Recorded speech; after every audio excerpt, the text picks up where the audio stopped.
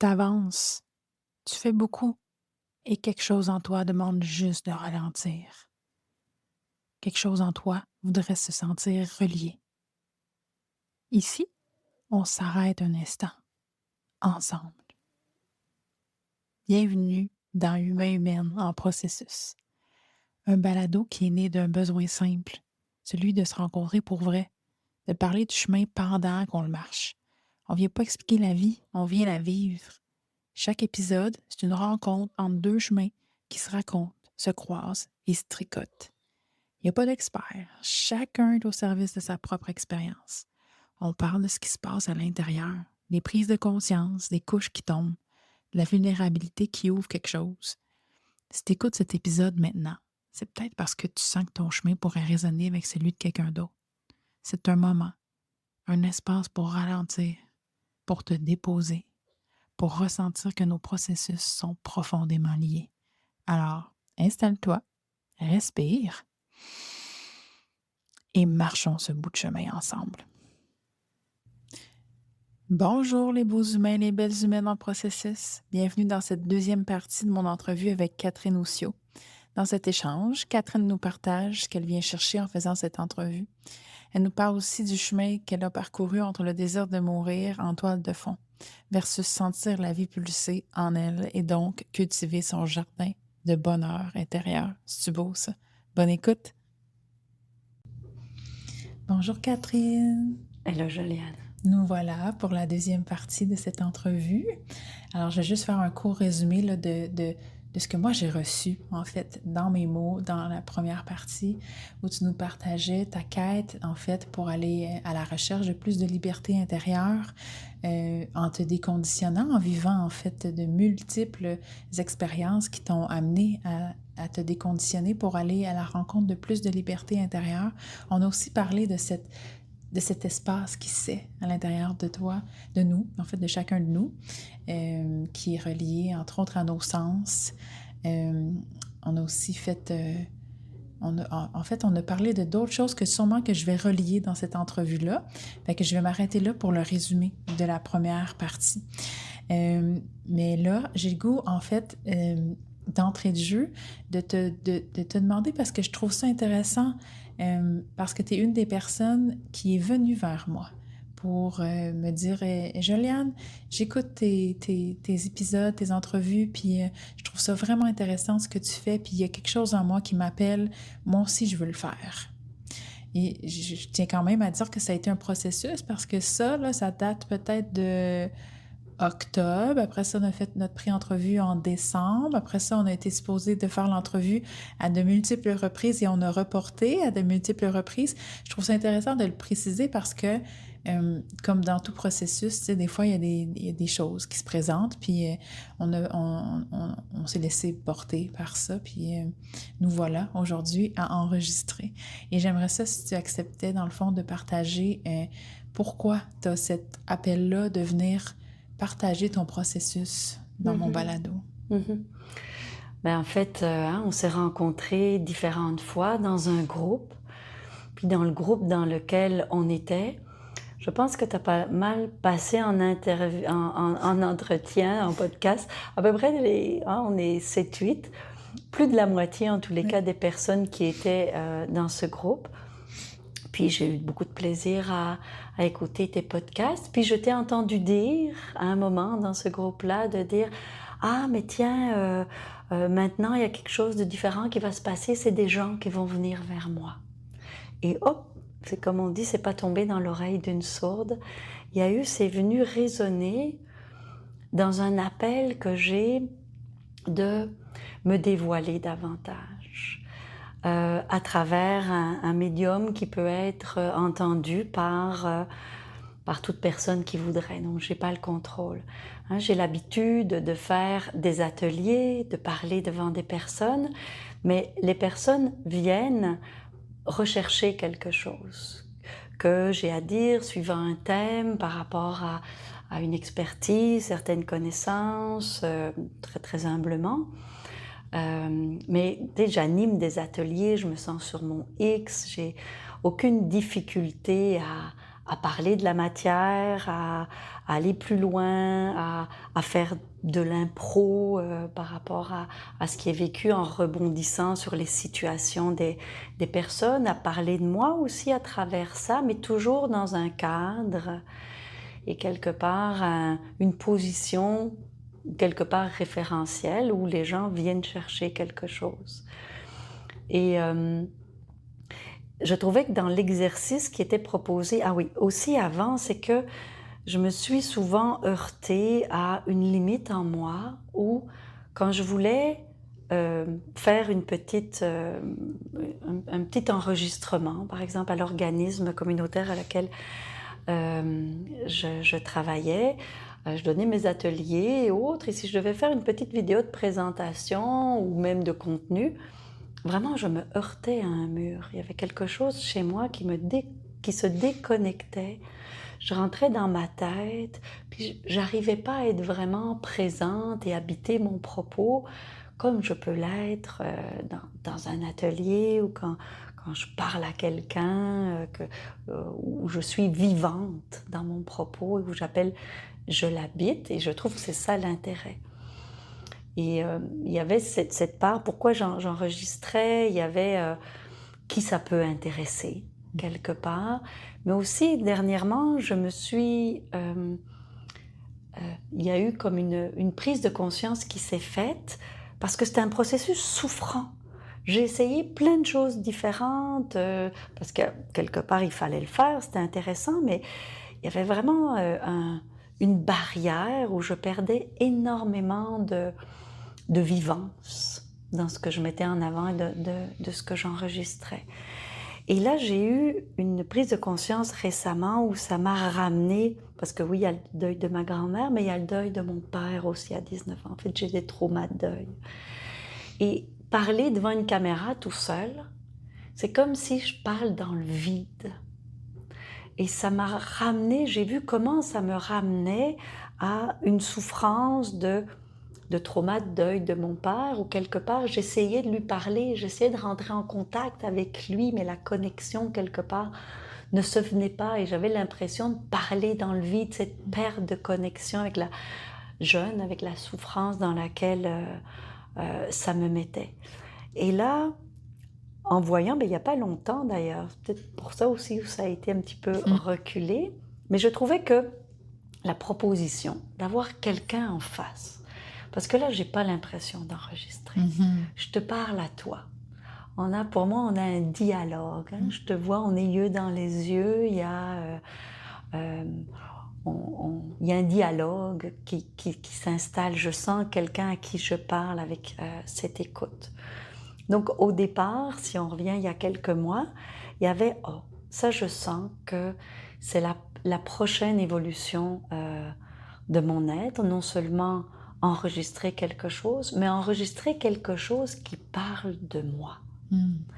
De dépasser les barrières qu'il peut y avoir, quelles qu'elles soient, et de pouvoir me dévoiler, d'aller plus loin dans la confiance profonde de la grande interconnexion du processus, et que les personnes qui auront à l'écouter, elles y trouveront ce qu'elles auront à y trouver ou pas.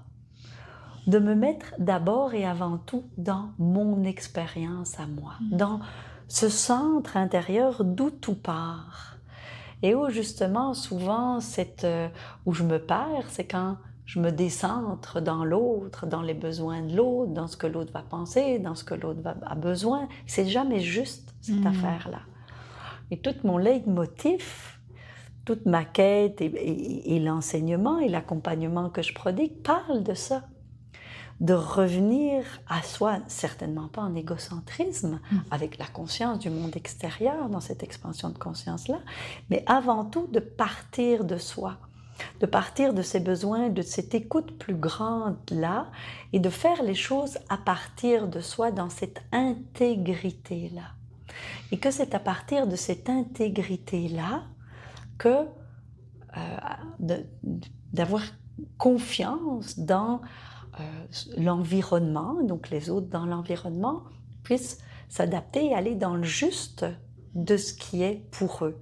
Versus quand on est dans la peur, dans l'insécurité intérieure, on se décentre dans les besoins de l'autre, dans ce qu'on croit, dans notre projection de ce qu'on croit être les besoins de l'autre, etc. Et on veut contrôler.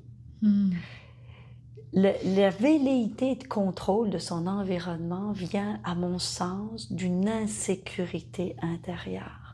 Et profondément, à quoi ça ramène? Une insécurité affective et émotionnelle.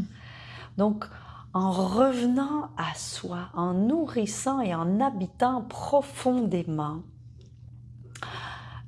qui je suis dans mes différentes dimensions et en parlant à partir de moi, en osant me dévoiler, m'habiter dans ma parole qui est enregistrée et dont je perds tout contrôle de ce qui peut en advenir, c'était pour moi aller plus loin dans habiter cette confiance profonde, revenir dans mon centre d'où tout part.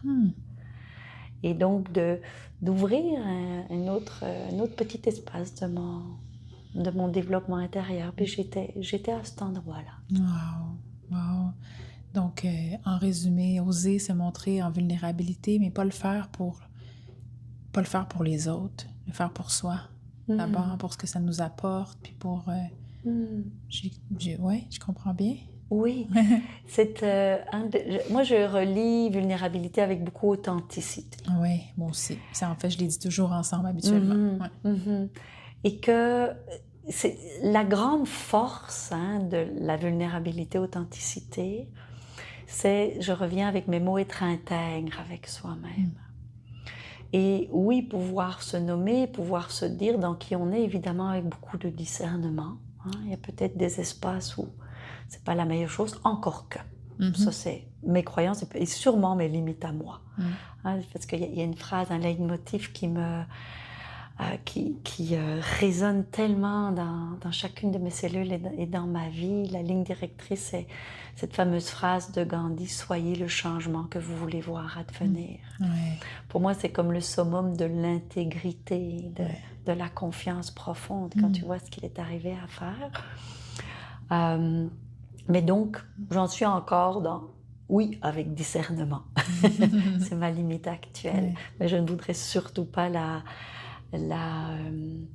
donner cet impact aux autres qui voudraient dépasser cette limite-là. Donc, oui, revenir à soi dans cette authenticité, pouvoir, je pense que habiter, s'habiter dans cette authenticité, ce que certains pourraient dire se montrer vulnérable, c'est-à-dire être en dehors de ces mécanismes défensifs, appris, conditionnés, automatiques. Ça amène effectivement à une plus grande force intérieure.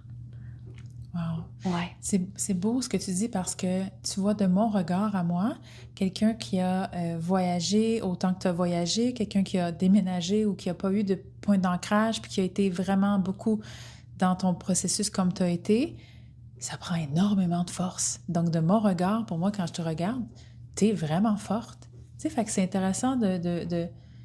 En tout cas, là, présent, ça vient de me monter là en fait, de faire... c'est... De mon point de vue, parce que je suis qui je suis, je vois pas les choses avec ton point de vue, sur toi-même, en fait. Puis je réalise que c'est comme ça dans toutes les relations, en fait, là. C'est... Je vois pas les gens avec le même regard que eux portent sur eux-mêmes, là. Assurément jamais, en fait. C'est sûr que la route est un grand maître. Le chemin la route est un grand maître de déconditionnement, d'écoute, de quête vers soi-même. Le fameux va vers toi, là, qui nous a fait nous rencontrer, de quête vers soi-même. Et oui, il y a très certainement une force qui ressort de là. Ceci dit, moi, je regarde avec émerveillement les gens qui ont bâti une maison, une famille, une entreprise, qui ont construit dans la vie des choses. Je le regarde avec émerveillement et je trouve qu'à travers ces expériences-là, il y a énormément de force et d'évolution aussi. Absolument. Avoir des enfants, c'est beaucoup de sacrifices. Donc, assurément que c'est complètement différent, en fait. Je suis pas sûre qu'on se... Je suis pas sûre qu'on puisse... J'essaie de le mettre au jeu, puis je suis pas capable. Comparer les expériences les unes entre les autres, là, je pense pas qu'il y ait de... Je pense qu'on vit ce qu'on a à vivre. Ouais. J'aimerais juste nuancer quelque chose. Ton mot sacrifice ne résonne pas en moi. Ouais. Je mettrais plus le mot dédication. Ouais. Dépassement de son égocentrisme. Ouais. Les enfants sont des grands maîtres absolus, là, je trouve, dans une évolution humaine. Absolument, merci, parce que c'est vrai que les mots sont importants. Puis c'est quelque chose que tu fais souvent, non, ce mot-là n'est pas juste, puis là, tu réfléchis à choisir bien les mots. C'est quelque chose qui est important pour moi aussi, donc merci de m'avoir repris sur ça, parce que oui, c'est pas... on se dédie, effectivement, on fait ce choix. Oui. Il y a quelque chose qu'on avait abordé dans la première partie de l'entrevue que j'aimerais revenir, en fait. Tu as fait mention du fait que souvent ou pendant longtemps, puis encore une fois, les mots, tu pourras me reprendre dans les mots que j'utilise, tu avais eu des envies de plus être sur la terre, en fait, de plus être incarné ou de mourir. Je ne sais pas si je peux dire ces mots-là comme ça. Puis là, à travers ta quête, j'imagine que... en fait, tu es encore là, devant moi. Donc, à travers ta quête, j'imagine que tu as trouvé des clés qui t'ont amené à accepter peut-être un peu plus ou à peut-être même, j'oserais dire, apprécier ton incarnation dans ce corps sur la Terre. Est-ce que tu as envie de nous partager où tu en es maintenant par rapport à ça, les clés que tu as trouvées pour t'aider là-dedans? Je n'y suis pas encore totalement, avec beaucoup d'authenticité. Je suis à peu près, c'est un chiffre comme ça, mais à peu près à 90%. Puis cette envie de mourir m'a habitée pendant très longtemps. Et ce que j'ai vu dans mon parcours, parce que je m'introspecte beaucoup, j'observe mes pensées autant que mes émotions, etc., c'est que c'était mon processus privilégié de fuite. Autant avant, je pouvais avoir les substances et autres, qui est quelque part aussi, comment je veux dire, un suicide à long terme. C'était comme quand, j'aimais beaucoup ta phrase que tu m'as dit tout à l'heure, ce que je fuis, c'est pas la vie, c'est l'inconfort. Et qui t'aidait à te ramener. Mais moi, ma vie était tellement inconfortable, je trouvais tellement pas de sens. Il y avait quelque chose qui avait pendant tellement d'années, aussi très jeune, trouvé une voie de fuite, que c'était devenu des pensées compulsives. Mon premier mécanisme de défense et de protection quand je vivais trop d'inconfort, des états émotionnels où je n'avais pas encore assez d'outils pour me ramener, je voyais que c'était ces idées compulsives qui venaient, de me dire, tiens, là, t'en as une de solution. Tu vas arrêter d'être dans cet inconfort, dans cette souffrance-là. Donc, ça m'a mis longtemps pour aller ailleurs. Tout ce qui est le travail qu'on appelle de restructuration cognitive, c'est-à-dire d'observer ses pensées, de donner une autre direction, d'induire d'autres états intérieurs.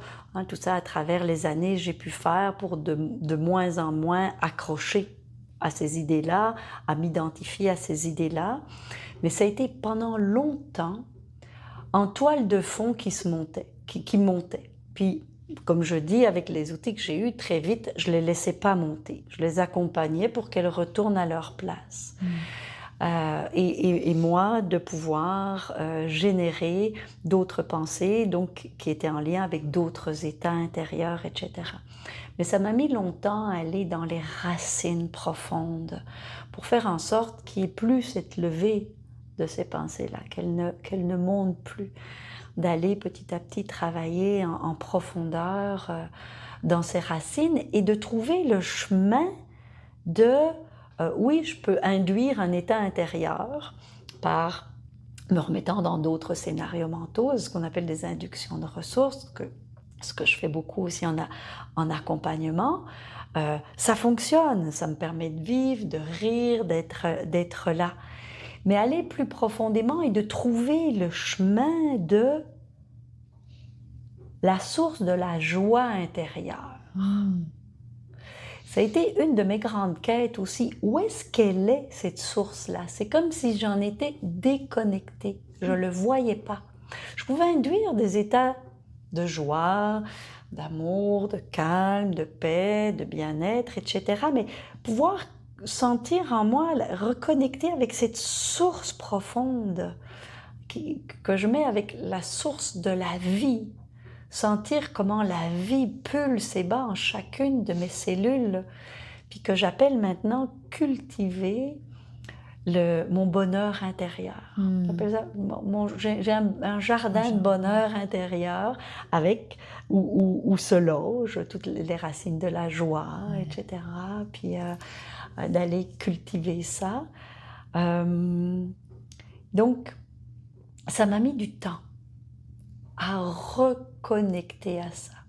Et à travers ce processus-là, il y a une compréhension que j'ai faite qui m'amène justement, qui fait partie de ce processus de déconditionnement, c'est la différence entre la satisfaction et le bonheur, entre le plaisir et le bonheur.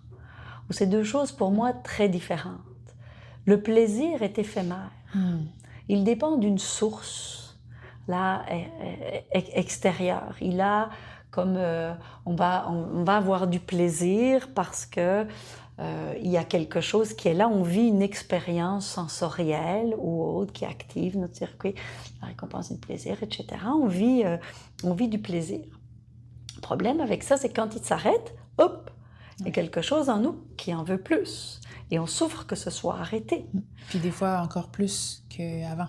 Oui. Donc c'est comme un enchaînement sans fin. Puis attention à mon propos, je ne suis pas en train de dire qu'avoir du plaisir, c'est pas bon. C'est pas du tout ce que je dis.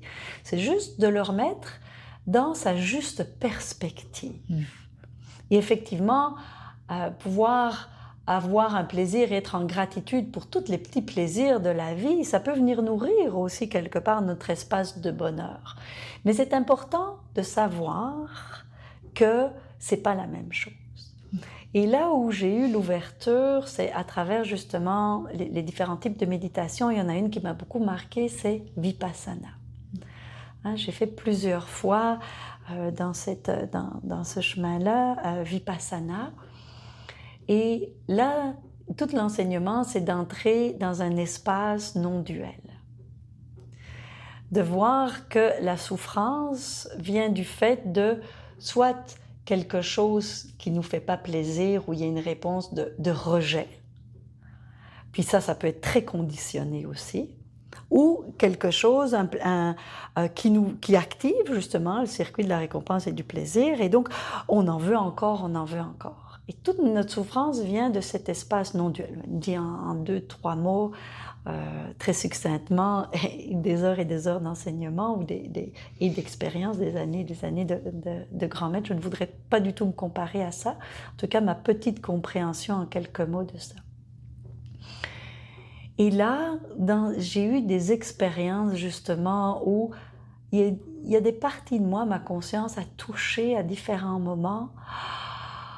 Il y a une possibilité de se reconnaître et de se placer dans cet espace-là non duel.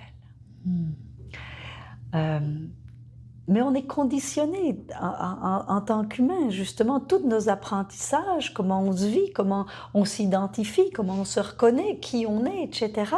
Ça fait partie de tout notre processus d'individuation et de sécurisation, etc., de mettre des cadres, des noms, des concepts, de ça c'est bon, ça c'est pas bon, ça c'est ce qu'il me faut, ce qu'il me faut pas, etc., etc., de catégoriser. Hein, toutes les apprentissages se font comme ça, et heureusement quelque part. Sauf qu'il y a d'autres choses, sauf que ça a une limite, et une limite où ça peut nous desservir si on est comme toi et moi dans cette quête évolutive d'expansion de conscience, de reconnexion, etc., etc., dans ce humain en processus. Oui, c'est bon le titre. Hein? Wow. Oui. Et donc là, une petite anecdote, comment ce conditionnement est là très fort, c'est que à un moment, je suis là et je vis cette expérience d'expansion dans cet espace non duel. Et là, il y a comme un espace qui dépasse l'espace-temps, etc. Et là, tout de suite, et puis il y a quelque chose qui monte où il y a quelque chose de l'ordre de vraiment très agréable. Et là, tout de suite, mon mental s'en empare. Elle dit, oh, je veux ça, attention, je veux pas que ça parte. Là, automatiquement. Ouais. J'ai vécu ça aussi beaucoup. J'ai fait beaucoup de danse, d'ateliers de danse, des synchrimes, d'impro, etc. Il y a un moment dans les synchrimes, j'ai vécu aussi ce être dansé. Être dansé complètement dans cet autre espace-là. Puis la même chose, j'ai vécu la même situation, mon mental dit « Oh, c'est bon, encore! » Wow! Ouais.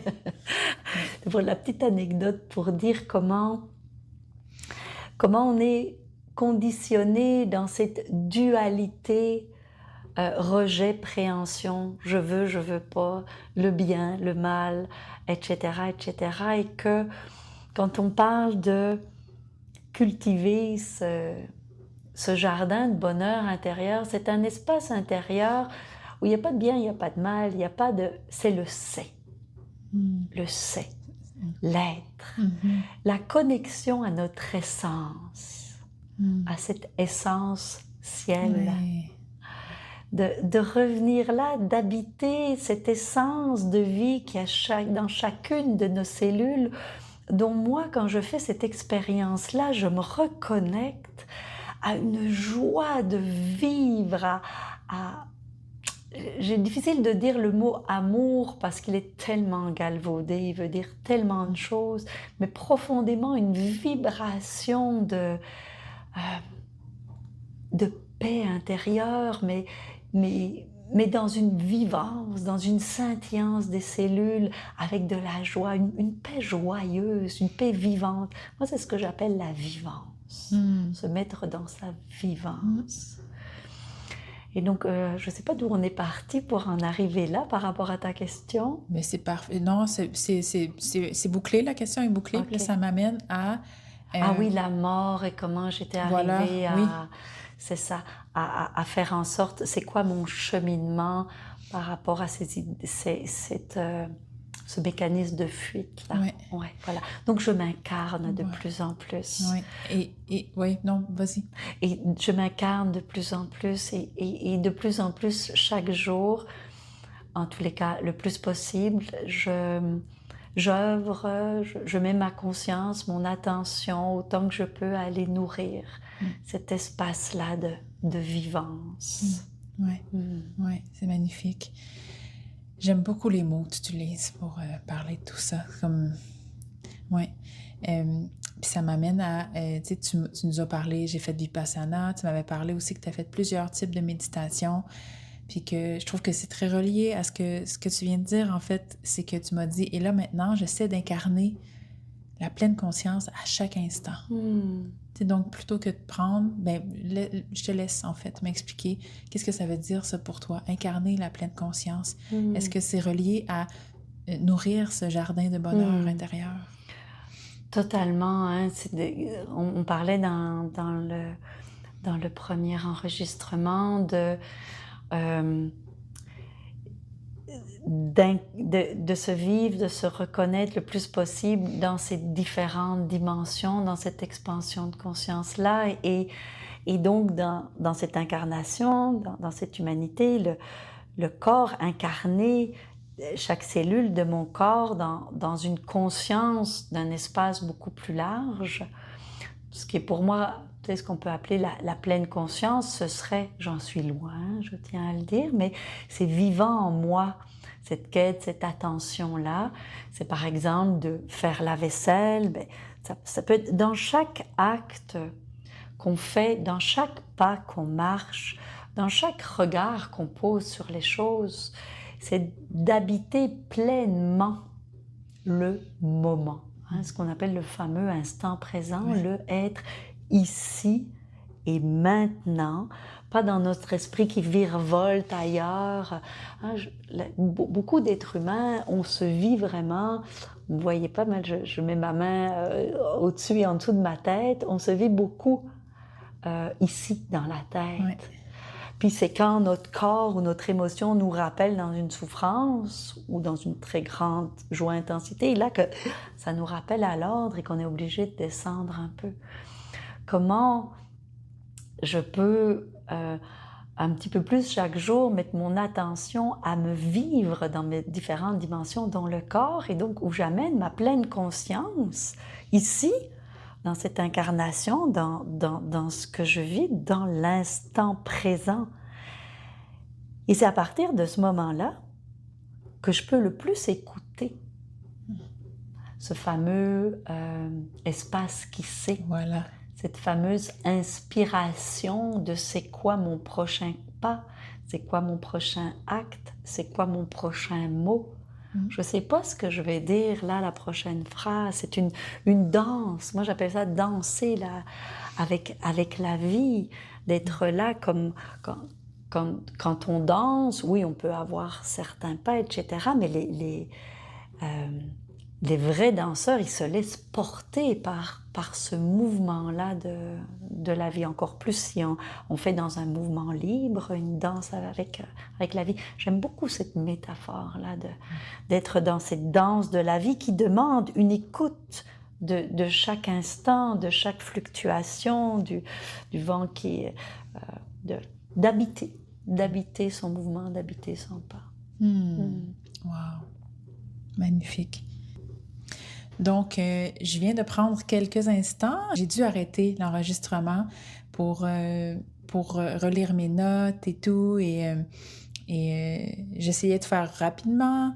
Et là, je dis à Katharina, non, là, en ce moment, c'est pas disponible de faire rapidement. Alors, je vais prendre le temps de prendre le temps. Donc, tu voulais rebondir là-dessus. J'adore cette formule, prendre le temps de prendre le temps. Hein, ça fait partie de ce qu'on avait dit sur ta question, habiter la pleine conscience. Se déposer dans l'instant. Pouvoir écouter ce temps-là, se donner le temps. Et souvent, on part dans un piège de croire que ça, c'est important et c'est une priorité. Est-ce que c'en est une vraiment? C'est quoi nos plus grands besoins, là? Hein? C'est une bonne question. Oui. Dans nos besoins de repos, de connexion, de respect de notre rythme, de bien-être. Hein? Et souvent, on court après des bénéfices rapportés de façon de faire. Pourquoi? Pour essayer d'être bien.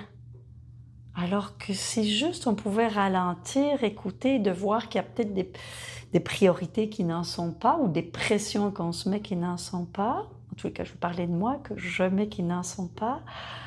Et là, de revenir quand je fais ça, ça se calme en moi et je récupère énormément d'efficacité, de vision, justement, d'enlignement,